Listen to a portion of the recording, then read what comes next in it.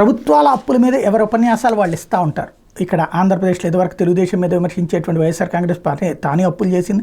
అదే సమయంలో కేంద్ర ప్రభుత్వం అయినా అప్పులు చేస్తూనే ఉంటుంది. అయితే ఈ అప్పుల రేషియో తగ్గిందా లేదా అన్నది లెక్క. నరేంద్ర మోడీ సర్కారు విదేశాల నుండి తీసుకునే అప్పులు గతంలో కాంగ్రెస్ హయాం కంటే కూడా తగ్గింది.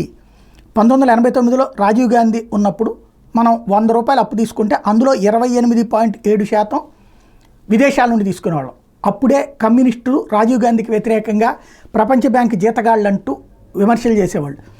ఆ తర్వాత మన్మోహన్ సింగ్ 10 ఏళ్ళు పరిపాలించినటువంటి టైంలో కూడా 24% మన జీడిపిలో విదేశీ అప్పుల వాటా ఉండేది. నరేంద్ర మోడీ సర్కార్ ఆ విదేశీ అప్పుల వాటాని తగ్గిస్తూ వచ్చింది. ఇప్పుడు 18.8% మాత్రమే ఉంది. ఇది కూడా తగ్గించాలనుకుంటోంది. విదేశీ అప్పులు తీసుకోవడం అన్నటువంటి మోడీ సర్కార్ వచ్చాక తగ్గింది.